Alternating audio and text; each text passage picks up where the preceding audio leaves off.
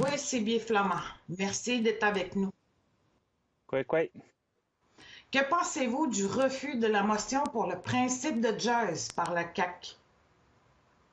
Je crois que on s'y attendait un peu, vu les termes qu'on a utilisés pour rédiger le principe de Joyce, notamment sur le racisme systémique, puis comment on pourrait travailler pour pouvoir faire connaître ce principe-là, faire améliorer le système de la santé selon la conception des Autochtones.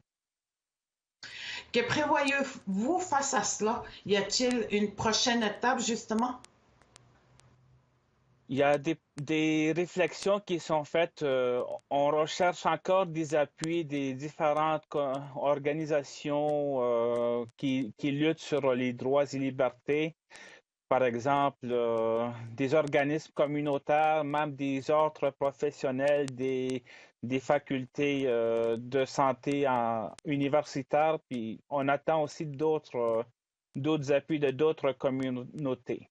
Donc, c'est dans ce processus-là qu'on veut lancer pour la reconnaissance de ce principe de Joyce. C'est un moyen de pression aussi qu'on recherche de la part des autres communautés, des autres acteurs politiques, communautaires, des organismes.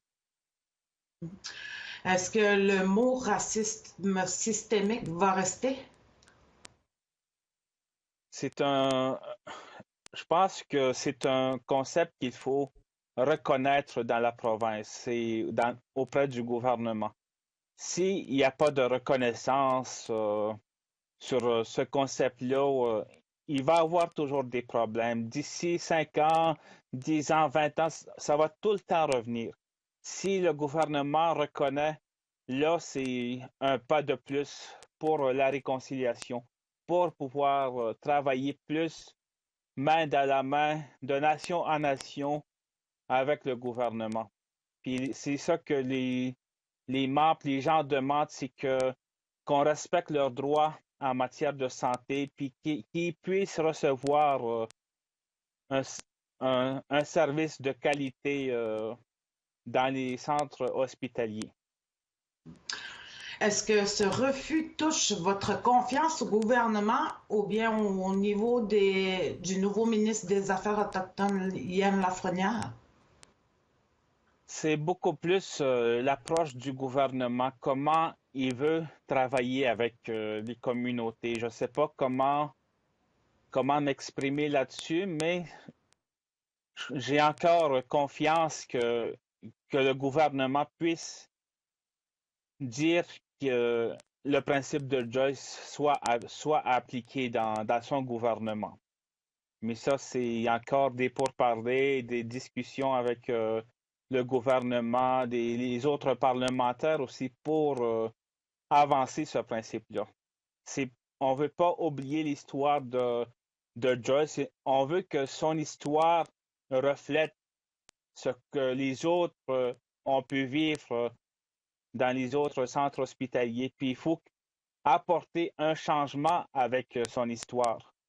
Puis je crois qu'avec cette perception-là, cette manière de penser-là, on peut apporter des changements. Puis je crois que le gouvernement doit écouter. Justement, la question autochtone est beaucoup documentée. Pensez-vous que le gouvernement tend vers plutôt une gestion à la pièce ou à la crise? Je crois qu'il faut que le gouvernement travaille avec les communautés autochtones, avec les conseils de vente, avec les organismes. Il y a eu beaucoup de rapports qui ont été faits, beaucoup d'études qui ont été faites. Puis si on a déjà ces ressources-là pour pouvoir aller plus loin. Je crois qu'aujourd'hui, c'est le moment d'agir. C'est le temps de faire des actions pour améliorer le système de la santé pour les Autochtones. Je vous remercie beaucoup d'avoir été avec nous, CB Flamand. Aha, miigwech, tinashkumidan. Jamais.